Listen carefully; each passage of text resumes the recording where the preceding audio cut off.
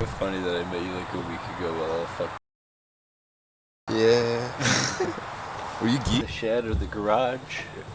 I will do that. Yeah. Do you want to check out this whole like? For my 18th birthday, which was just around the time that I graduated high school,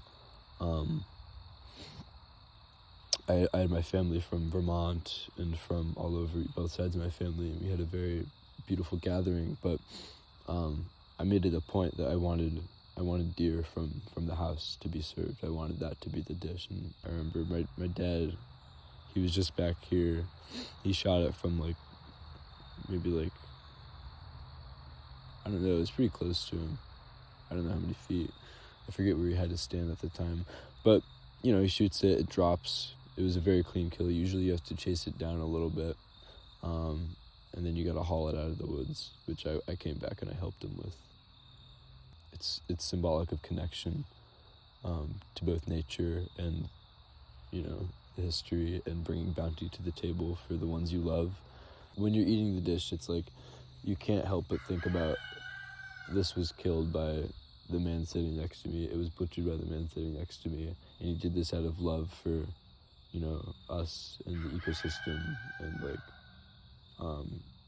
respect and responsibility with the power that he wields by having guns and a hunter license registered.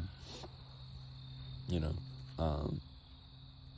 don't know, it's a beautiful thing. So you gotta release the safety. Watch where your fingers are. Don't put it in front of that string. The safety's up here. Now it is ready to fire. So you can put your sight down there. You feel where the trigger is? Okay. You pull that trigger, it's gonna go.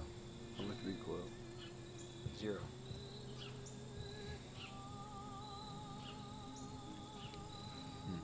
Just pick a spot, any spot.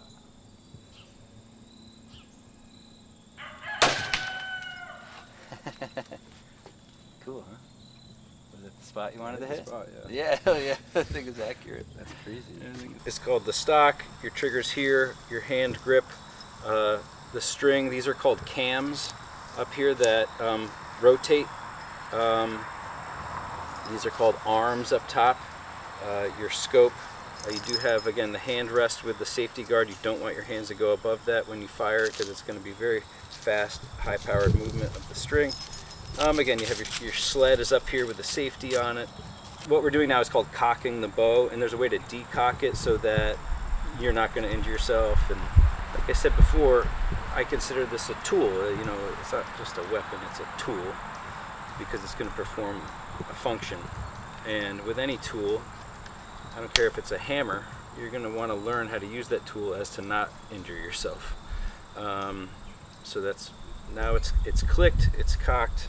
All right, cool. So yeah, I'm going to use this rangefinder because I want to make sure I know how far away that is, and it says, the survey says 31 yards.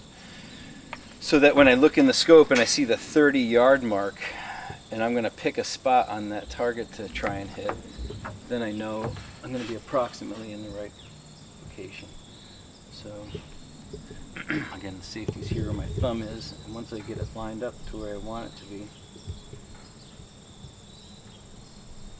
I think it's a super valuable skill. I think there's a lot to learn from it, and it's very rewarding and kind of fun, and also, like I said, in a lot of ways peaceful.